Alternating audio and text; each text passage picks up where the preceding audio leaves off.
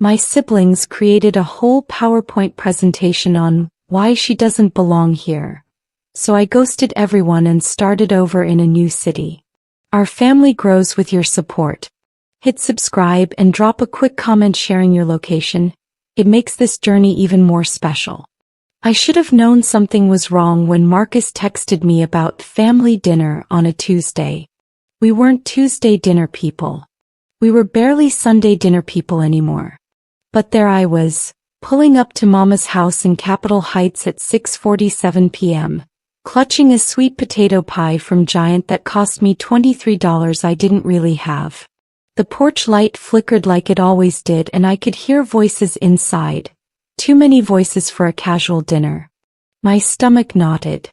Through the screen door I counted heads. Marcus, Shayna, Aunt Valerie, my stepbrother Devin, even my cousin Keisha who lived in Baltimore and never came down for anything. Everyone stopped talking when I walked in. Not gradually, instantly. Like someone had pressed pause on their whole conversation. Mama stood by the dining room with this weird expression. Something between guilt and determination. That's when I saw it. Marcus's laptop hooked up to the TV screen. A title slide glowed blue in the dimness. Family Concerns, an Intervention.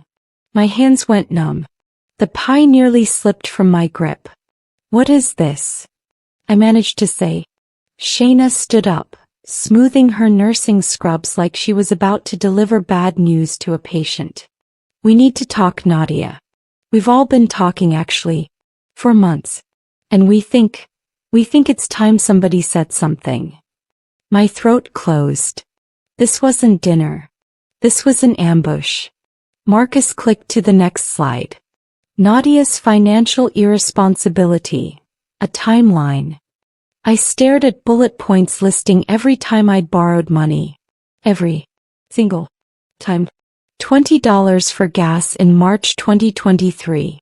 The $300 loan for my car insurance in July. Even the $45 Mama spotted me for groceries last December. They documented it all like evidence in a trial. Y'all made a presentation? My voice cracked. An actual PowerPoint about me? Devin leaned back in Daddy's old recliner. The one that was supposed to be mine after he passed. We're trying to help you see a pattern, Nadia. You take from this family without giving back.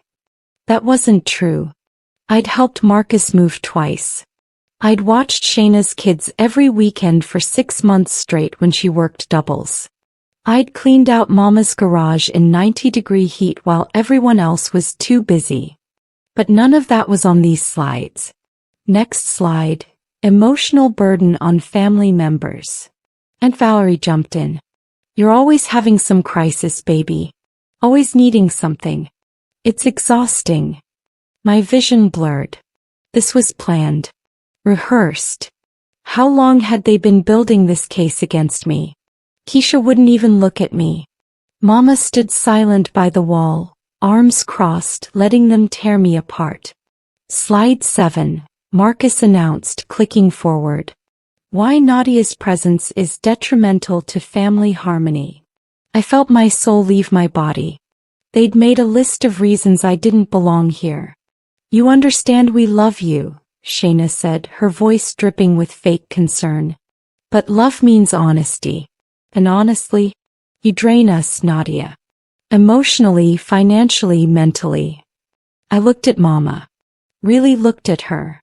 Waiting for her to defend me, to shut this down, to be my mother. She adjusted her glasses and said, Baby, maybe there's some truth here. Maybe you need to hear this. Something inside me shattered. Not broke, shattered.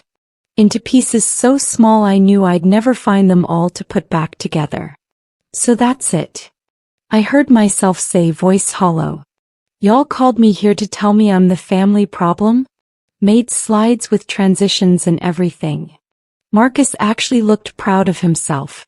We used pie charts for the financial data. Thought it would make things clearer.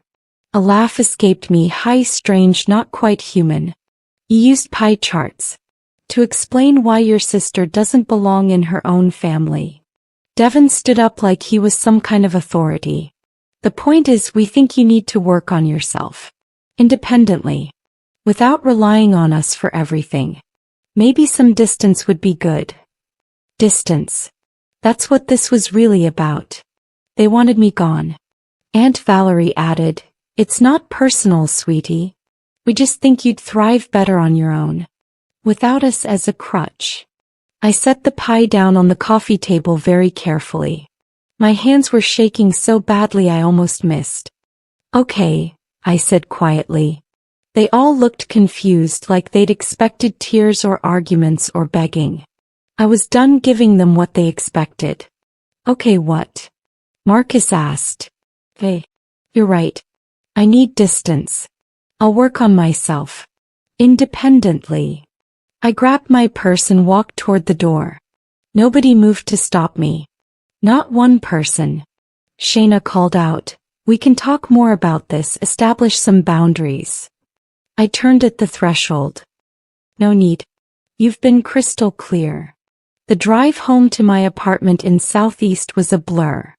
I don't remember stopping at lights or making turns. I just remember this ringing silence in my head, louder than any scream. At home, I sat in my car for 40 minutes staring at my steering wheel. Then I pulled out my phone and started making calls. First, my landlord. "I need to break my lease. I'll forfeit the deposit. I need out by next month." Second, my supervisor at the hospital where I worked in medical billing. "I'm requesting a transfer. Anywhere. Different state preferred." Third, my best friend Jasmine. "I need you to not ask questions. Can you help me pack?" By midnight, I had 3 boxes started and a transfer request pending for Howard University Hospital's satellite office in Oakland, California. 3,000 miles sounded about right. They wanted distance. I'd give them an ocean of it. I spent the next 2 weeks moving like a woman possessed. Jasmine helped me sort through 6 years of life in that apartment. What to keep, what to donate, what to burn. Metaphorically. Mostly. My phone rang constantly. Mama called 16 times the first 3 days. I sent every call to voicemail. Marcus texted, "Can we talk? You're being dramatic." I blocked his number. Shayna showed up at my apartment on a Saturday. I watched her knock from behind my curtain and didn't answer. After 10 minutes she left. Good. Devin called from Mama's phone thinking he was slick. "Nadia, we didn't mean for you to just disappear." I hung up mid-sentence. The transfer came through faster than expected. Someone in Oakland had quit unexpectedly, and they needed immediate coverage. It felt like the universe saying, "Go. Run. Don't look back." I gave my landlord notice, sold my furniture on Facebook Marketplace for pennies on the dollar, and booked a one-way flight. Total time from PowerPoint to packed bags, 18 days.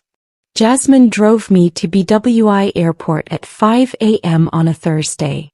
"You sure about this?" she asked, idling at departures. I looked at her. My only real family, the sister who'd never make slides about my failures. "I've never been more sure of anything." She hugged me hard. "Text me when you land. Nadia. They don't deserve you." I grabbed my suitcase and walked into the airport without looking back. Oakland hit different. The air smelled like eucalyptus and possibility. My studio apartment in Temescal was tiny, 400 square feet of fresh start. But it was mine. No memories embedded in the walls. No ghosts of family dinners gone wrong. I reported to work on Monday, 3 days after landing. My new supervisor, a woman named Carmen with silver locks and kind eyes, welcomed me like I was valuable. Novel concept. "We're glad to have you, Nadia. Heard you're excellent with the insurance appeals." Someone thought I was excellent at something. I almost cried at my desk. The first month was lonely but liberating. I walked around Lake Merritt every evening, watching the sunset paint the water orange and pink. I ate dinner at restaurants alone, reading books I'd been meaning to finish for years. I went to a poetry open mic in Jack London Square and didn't tell a soul. Because there was no soul to tell. And that was okay. My phone stayed silent. I'd changed my number the day I landed, only giving it to Jasmine and HR. No family. No past. Just present, unfolding one quiet day at a time. At work, I started actually excelling. Without the constant emotional drain of family drama, I had energy for things like career development. Carmen noticed. You're doing great work, Nadia. Have you considered the senior analyst position opening up? I hadn't. But suddenly I was. I met Tasha at a SoulCycle class in Rockridge.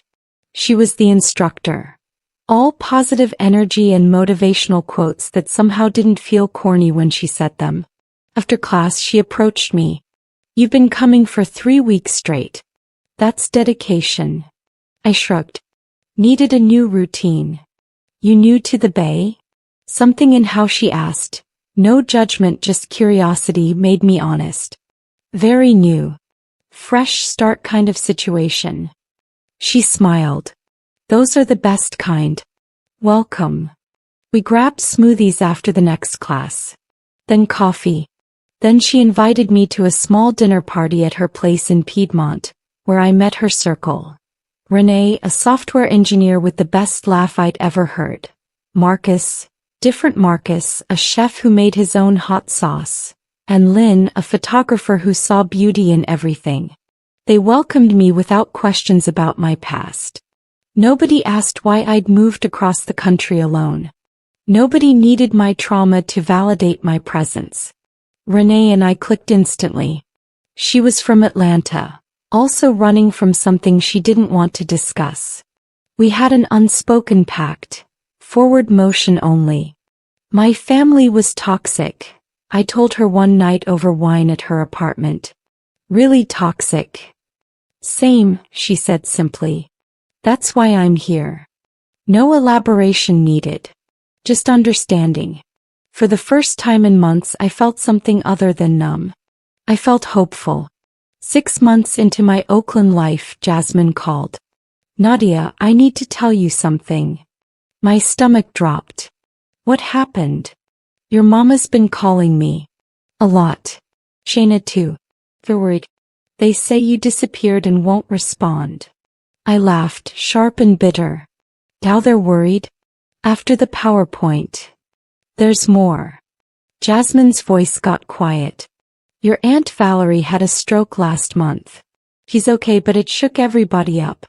Marcus told me they've been trying to reach you because they want to apologize. Apologize. The word felt foreign. What prompted this sudden change of heart? Honestly, from what Marcus said, they realized how messed up that intervention was. Especially after Devin. She paused. Devin got arrested. DUI and possession. Turns out he's been stealing from your mama for his habit. For years. The irony hit me like a freight train. Devin, who'd sat in Daddy's chair and called me a burden, was the actual problem. So they want to apologize because their golden boy turned out to be trash? Nadia, no.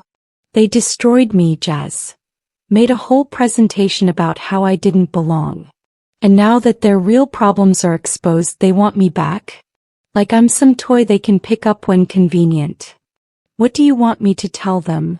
I looked around my apartment. My sanctuary. Tell them I'm exactly where I need to be. The letter arrived on a Tuesday, forwarded from my old address through Jasmine. Mama's handwriting on the envelope. I almost threw it away. But curiosity won. I opened it standing in my kitchen, coffee getting cold on the counter. Dear Nadia, I know I don't deserve your attention, but I'm hoping you'll read this. Baby, we were wrong. So wrong. I was wrong. I stood there and let them tear you apart with that presentation, and I said nothing. Worse, I agreed with them. The truth is, we made you the scapegoat for everything broken in this family. It was easier than looking at our own mess. Devin has been stealing from me for 3 years.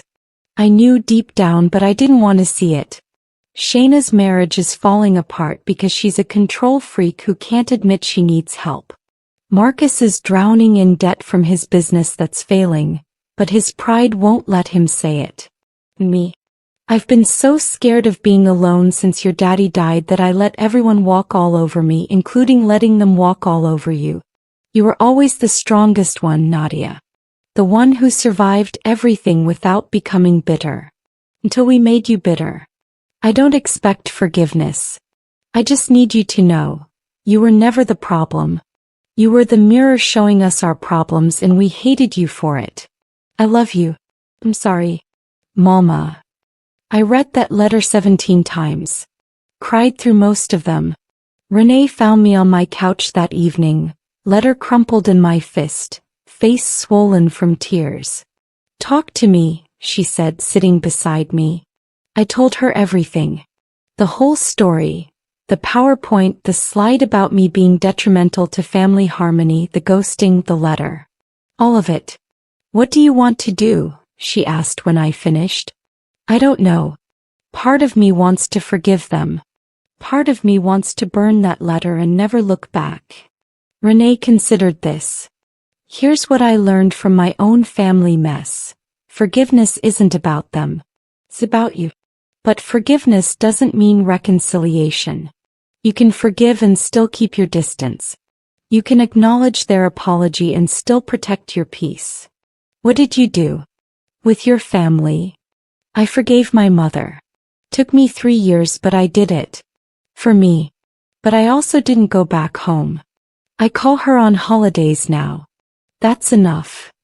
I looked at the letter again. She sounds genuine. Maybe she is. But genuine regret doesn't erase what they did. You get to decide what relationship, if any, you want with them now. You hold all the power, Nadia. That's what they're afraid of. He was right. For the first time in my life, I wasn't begging for scraps of belonging. I was the one who got to set the terms. I spent 2 weeks crafting my response. Not because I didn't know what to say, but because I wanted to say it right.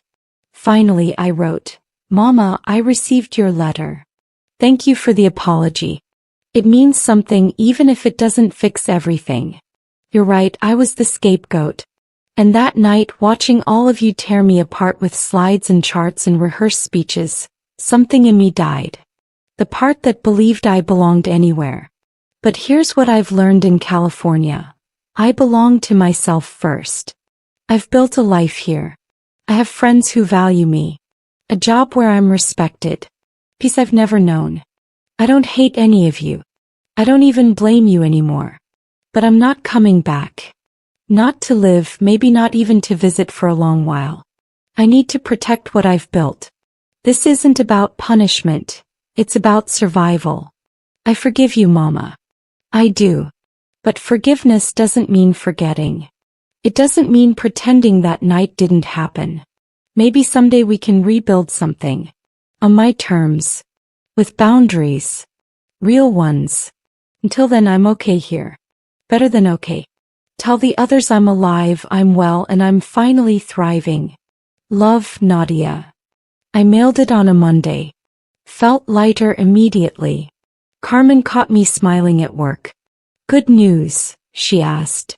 Better, I said. Closure. That weekend I got the promotion to senior analyst. Celebrated with Tasha, Renee, Lynn, and Chef Marcus at a restaurant in Oakland Hills, overlooking the bay.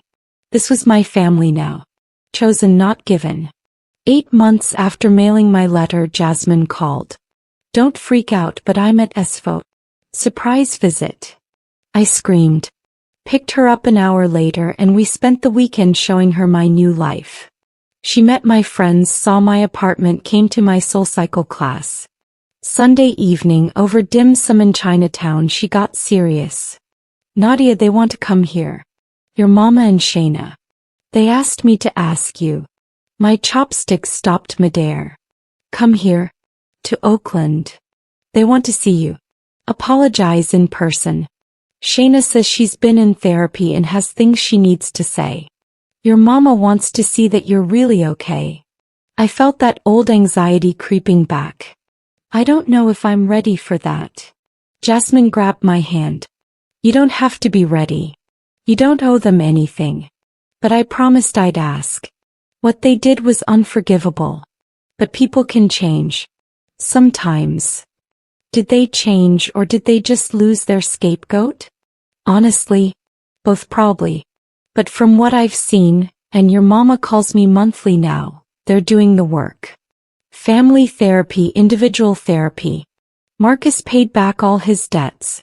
Shayna left her husband.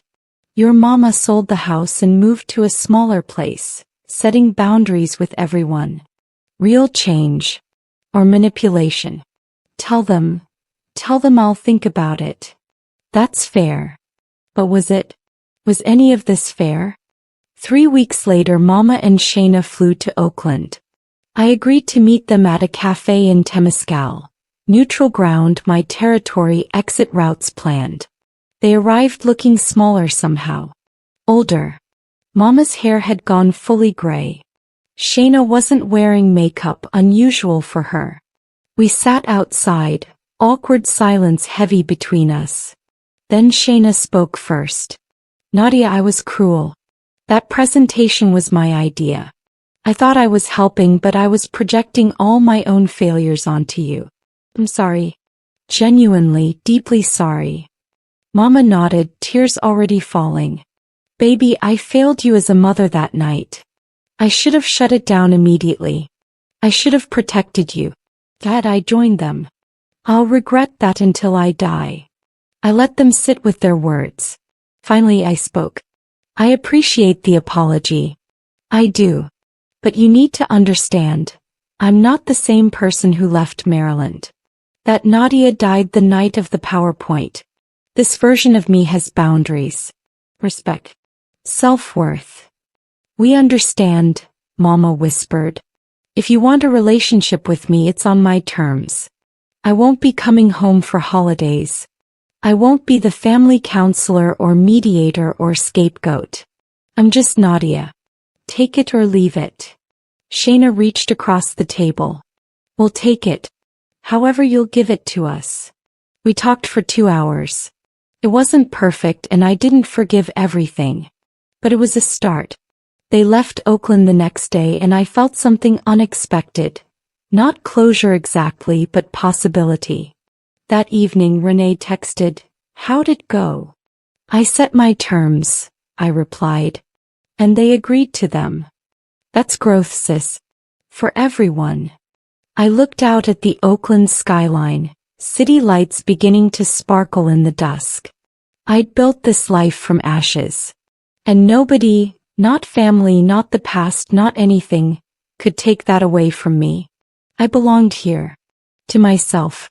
Finally, completely only to myself. And that was enough.